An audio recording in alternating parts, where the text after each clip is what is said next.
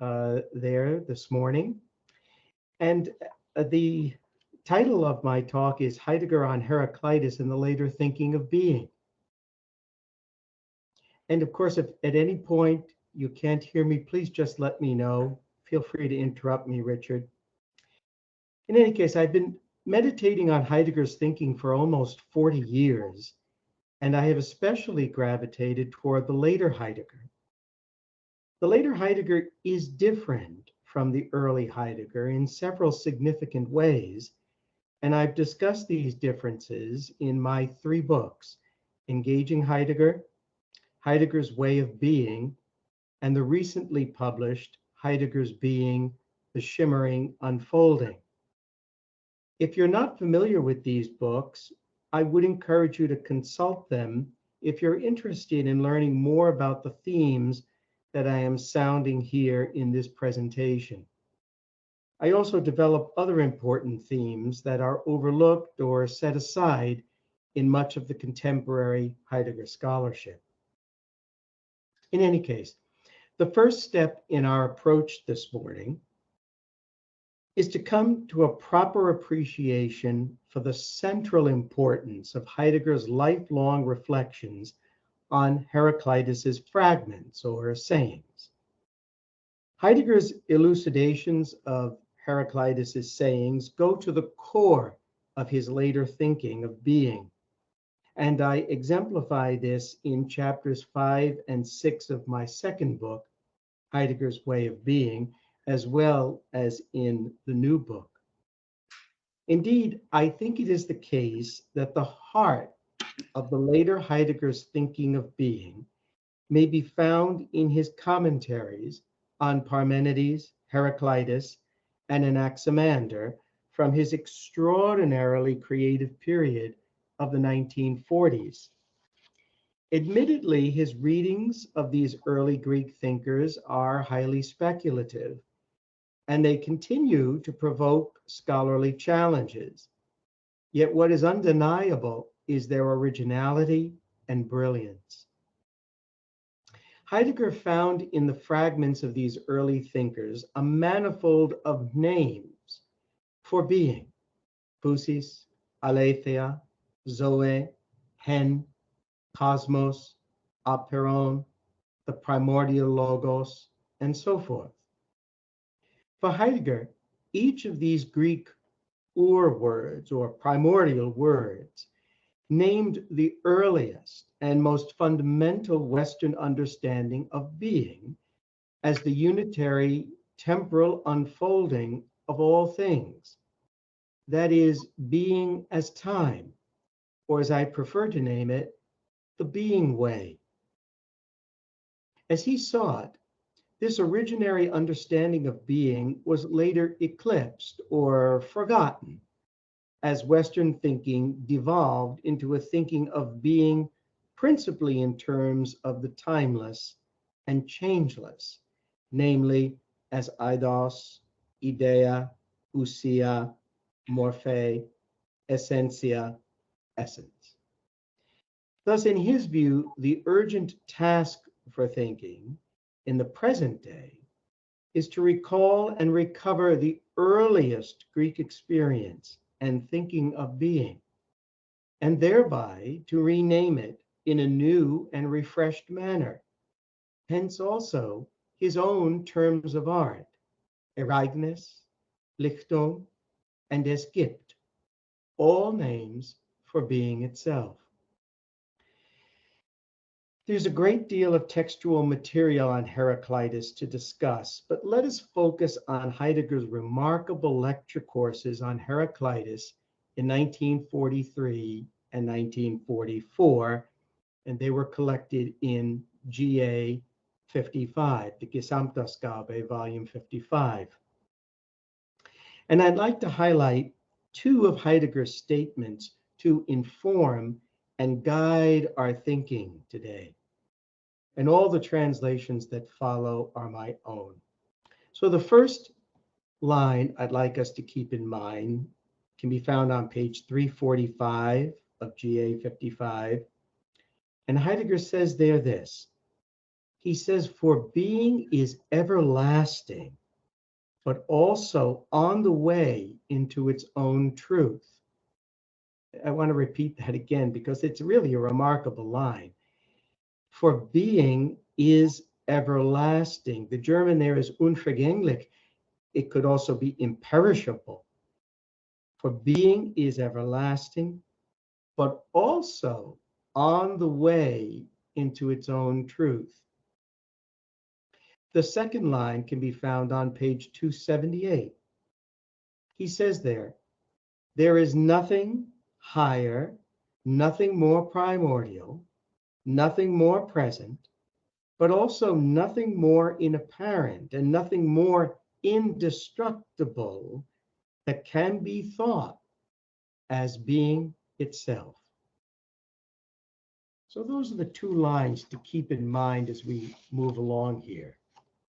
In the 1943 lecture course, Heidegger unfolds at length how physis was but another name for being, the Greek word enai, and the word on in its participial form and verbal sense. Heraclitus and the earliest Greeks experienced physis as being as the pure emerging. And for them, all beings and things, quote, mountain and sea, plant and animal, houses and human being, gods and heaven, unquote, emerged from out of this pure emerging. Furthermore, the Greeks experienced everything, he says, as living, zoe, insofar as everything emerges from out of the pure emerging itself. So Heidegger says on page 281, everything that is lives insofar as it is. And as something living, it is in a certain manner ensouled, each in a different way, unquote. It's rather a remarkable statement in itself, and we could spend the whole day discussing its manifold implications. But let me just highlight one matter. What we have here in that line is Heidegger's criticism of the modern scientific materialism that sees all things, cats, trees, flowers, stones, as mere lifeless, mute matter, merely lifeless stuff. To the contrary, Heidegger envisions a cosmos that is fully alive and, as he says, even ensouled, beseelt, ensouled. And we could make an interesting connection in this respect to the pan-experientialism, let's say, of another 20th century thinker, Alfred North Whitehead, who also envisioned a fully living and ensouled cosmos.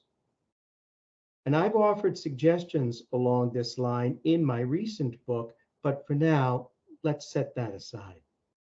So to return to the text, Heidegger adds that since physis, this pure emerging or unconcealing, was also named by the Greeks as aletheia, the Greek words physis, zoe, aletheia, all say the same, dasselbe.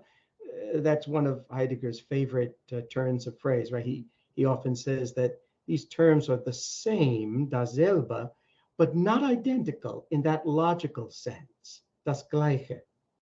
So he distinguishes between the same and the identical, but he says that all of these Greek primordial words say the same, and they illuminate each name in a somewhat different manner, being itself. Heidegger continues in the lecture course with a long excursus on Heraclitus's fragment 123, Physis cryptestai philae, traditionally translated into English as nature loves to hide. Of course, Heidegger has many translations for that fragment, but Sometimes he does translate it simply as being loves to hide itself. And he offers here his distinctive reading of the fragment, repeated many times thereafter, that being as physis as aletheia is never fully transparent to us. All emergence is fraught with concealment, which is his signature way of saying that the emergence and shining forth of things is never exhausted by our thinking and saying, our sense, or meaning.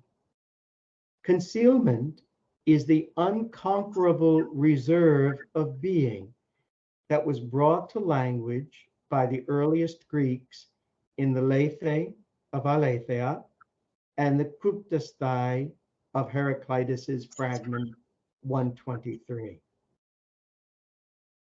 Also notable in this lecture course is his extended poetic philosophical reflection on being as the fire that allows all beings to flame up in the first place, and as the lightning flash that steers all beings into their proper place and relation. According to Heidegger, Heraclitus is always drawing our attention to that which enables all beings to be as they are, and as they are in relation to one another in the ensemble.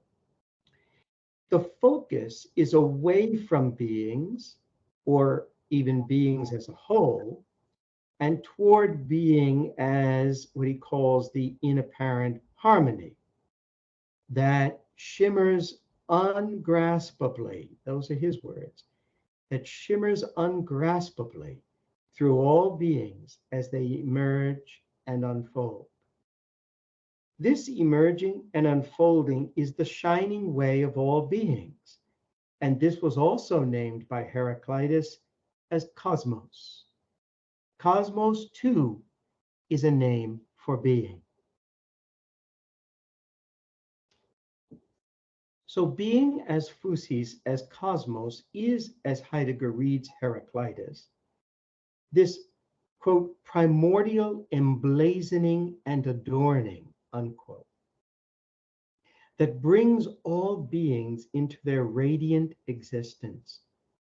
And I discussed this major motif at length in the new book in chapter 1.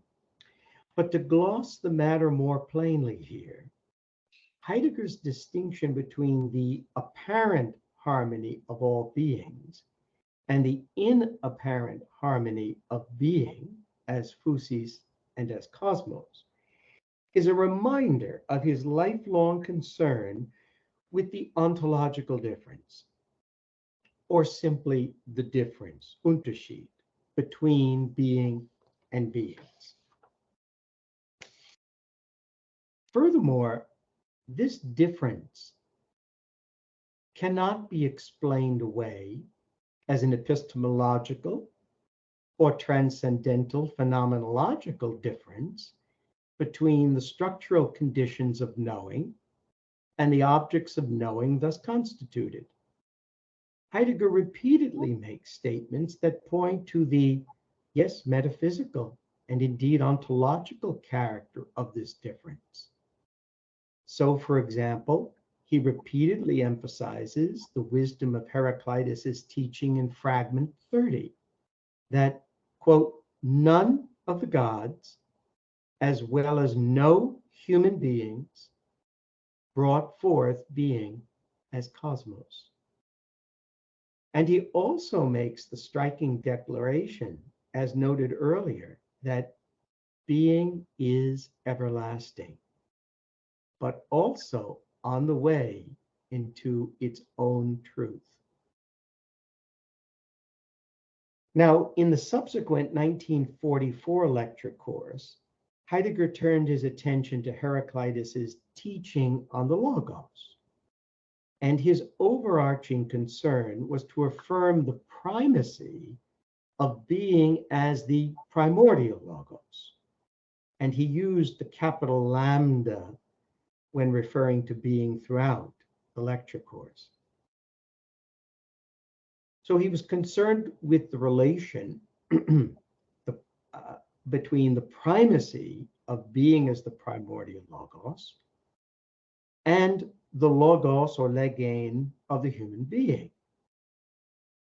Being as the primordial logos is the temporal laying out and foregathering of all things. That is always prior to and exceeds any distinctively human gathering in language or in art.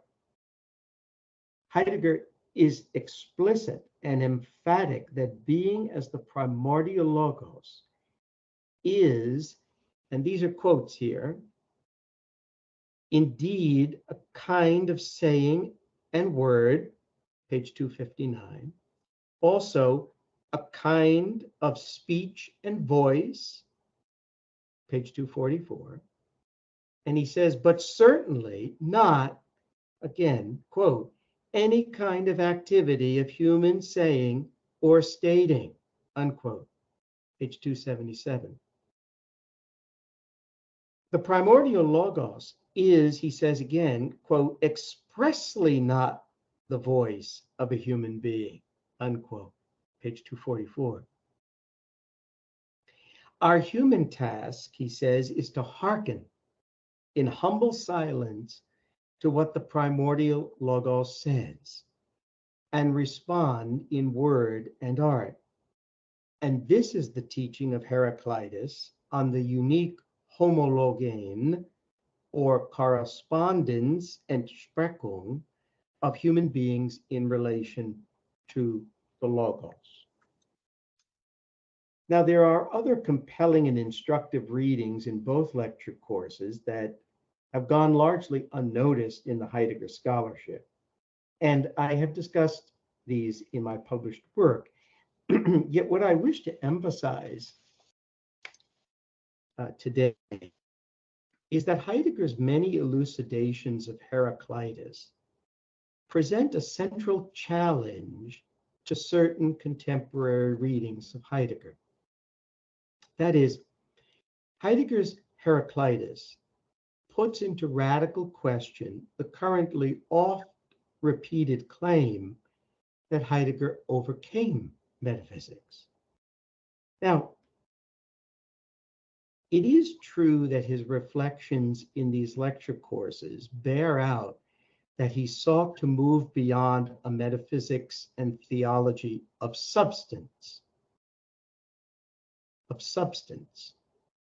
Nonetheless, at the same time, they also suggest an alternatively conceived metaphysical and religious or spiritual perspective. Thus, his discussion of being as physis, as cosmos, bears all the marks of a distinctive metaphysical position. Recall, being as radiant, everlasting, or imperishable, temporal process that is on its way to its own truth, and by which, in which, and through which all individual beings are related and emerge into their own truth, linger, and pass away. The later Heidegger appears to be always leaning in this direction. In the 1944 lecture course, we find him repeatedly seeking to redefine the relation of being and the human being. He is clearly not satisfied with the traditional classical or medieval metaphysical account of this relation.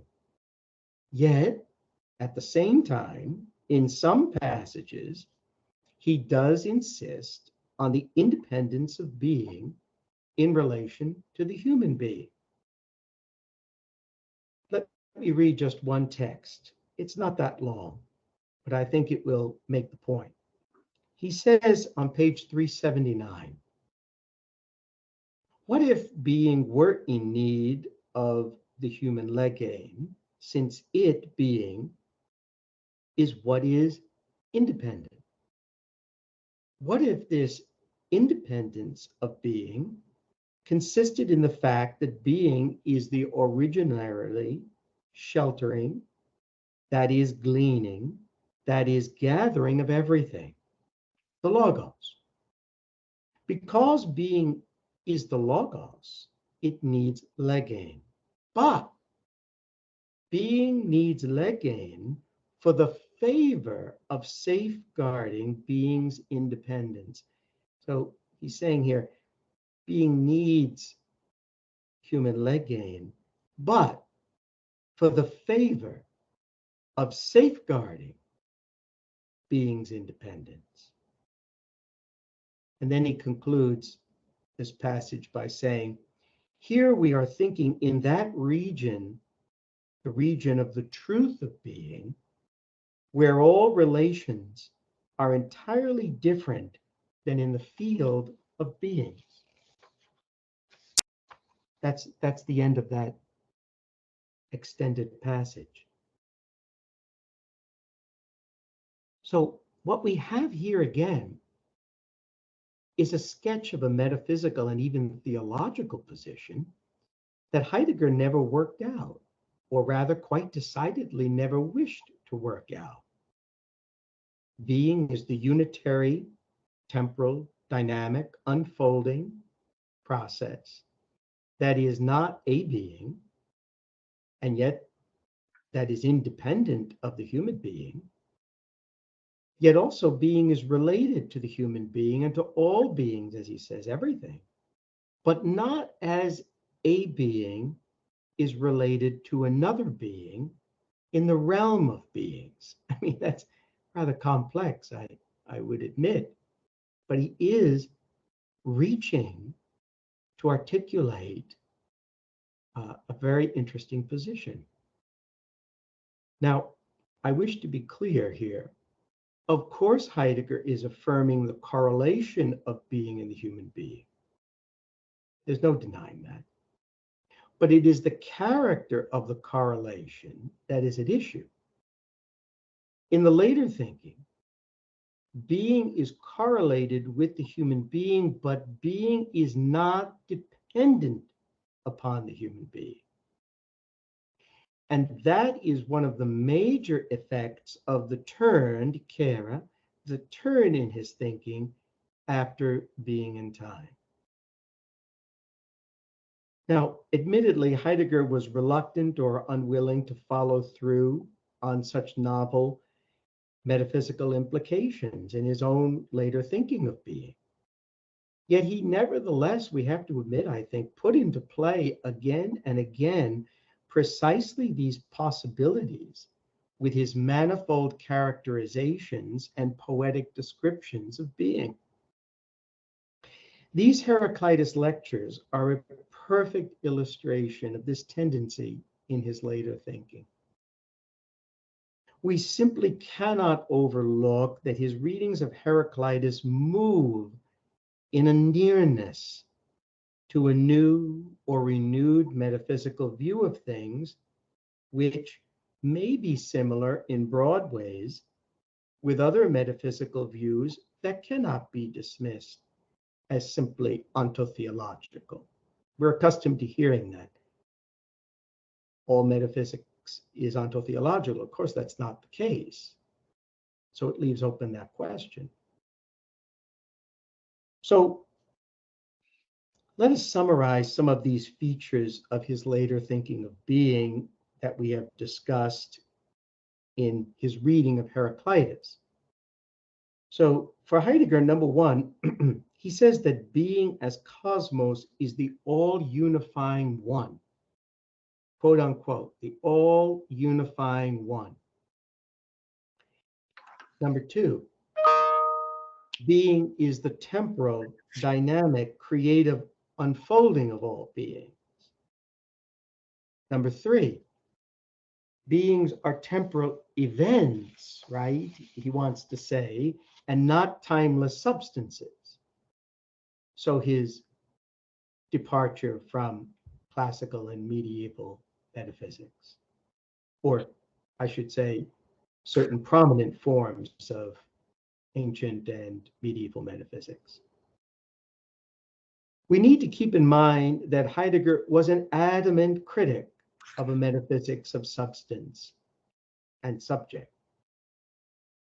The fourth thing, too, to keep in mind is for Heidegger, being is, as he says, the fire, the shimmering cosmos that is temporally everlasting and that is on the way into its own truth, along with all beings, which in turn are related each to each and all to being as the all unifying one. Now, I don't wish to claim too much. These are intimations, since Heidegger, as we know, was constitutionally opposed to any kind of systematic thinking, and thus he did not elaborate his suggestive indications on being and the divine. He was content to point to these fundamental matters with all the richness of language that he could muster, and in this way, he was a different kind of thinker from many in the tradition of philosophical thinking. Nevertheless, it's also apparent that Heidegger was, from the outset of his path of thinking, aiming for a transformed thinking of being and the divine. His fundamental insight into being as time ruled out any kind of traditional metaphysics or theology of timeless substances or essences. And that's what he referred to as ontotheology. Consequently, the ancient Catholic theology that he grew up with was unacceptable to him, and he quarreled with it his entire lifetime of thinking. Yet, the drive or the impulse to the divine remained prevalent in his thinking of being, and his many poetic characterizations of being in the Heraclitus lecture courses bear this out. For another example, we might highlight his motif in these lectures of all things, quote, breathing in and out in being. It's a remarkable image, and I discuss it further in chapter 6 of my Heidegger's Way of Being. But we may recognize in that motif a theme that goes all the way back to Pythagoras and the Pythagorean and Hermetic traditions of thinking. Certainly not ontotheological necessarily. Thus, what is undeniable, I think, is that Heidegger had an abiding religious or spiritual sense that something far greater than human beings and greater than the whole ensemble of beings was working itself out in or through time. And that something extraordinary was happening, Heraclitus, something extraordinary was happening over time. We human beings are only a part of this mysterious unfolding. This is certainly the sense of Heidegger's many statements in the 1944 lecture course, that being as the primordial logos is also the hen panta, the one that unfolds and unifies all beings. We might say that Heidegger, in fact, offered his own version of the age-old metaphysical matter of the one and the many. Or again, listen to Heidegger's translation of Heraclitus's Fragment 50. He translates it this way: not to me, the mortal speaker, hearken. And he emphasizes that the Greek there begins with the uk, not to me, the mortal speaker, hearken, but to the logos.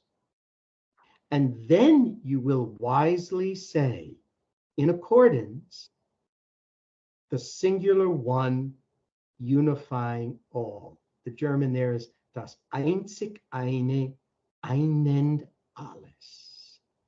the singular one unifying all.